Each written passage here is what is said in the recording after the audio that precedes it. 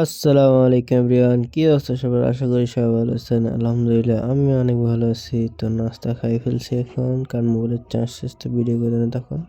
আর এখন বাজতেছে 9টা পর্যন্ত ব্লগ শুরু করতেছি।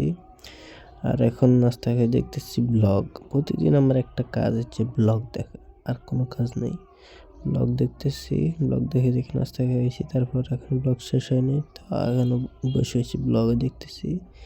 তো আজকে আম্মু আব্বু গেছে দাঁতঘর, তো আমরা যাওয়া লাগবে দোকানে। তারা গেছে দাঁতঘর, কিছু কাজ আছে এখানে, এখান থেকে আসবে। তো আমি যাবো এখন দোকানে। তো যাইতেছি এখন দোকানের দিকে, আমাদের আবাসন থেকে বের হয়ে যাইতেছি, চলে আসলাম দোকানে। আর এসে অনেকক্ষণ বসেছিলাম, তারপরে এখন বাসায় যাইতেছি। দোকানে কাজটা শেষ করে বাসায় যেয়ে গোসল টোসল করবো। আর পিছনের আকাশটা দেখেন, খুব সুন্দর লাগতেছে। শীতকালে এত না থাকার পরও সুন্দর লাগে আকাশ। তো এই জুতাটা ধুয়ে দিলাম, এই জুতাটা এখন দিয়ে আসবো ছাদে শুকানোর জন্য। তো যাইতেছি এখন ছাদের দিকে, চলে আসলাম ছাদে। ছাদে অনেক রোদ আজকে।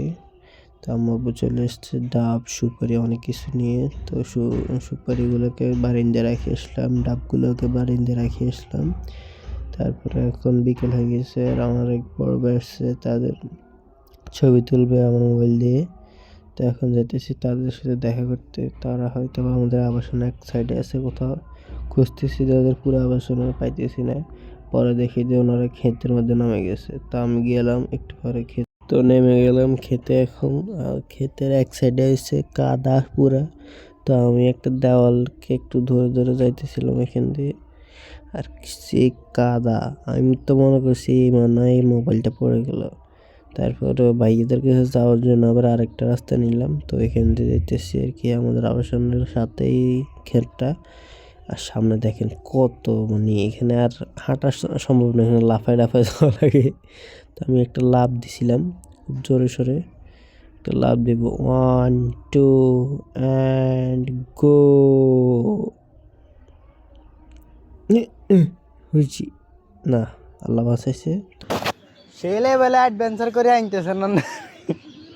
তো ওনাদের কিছু ছবি টবি তুলে চলে আসলাম কম্পিউটার শিখতে প্রতিদিন মতন। তারপরে গেলাম শান্তাপুজোর বাসায়, এখানে যে কিছু ডাব দিয়ে আসলাম। থেকে একটা ক্যাপশন বুঝতেছে, ক্যাপশন।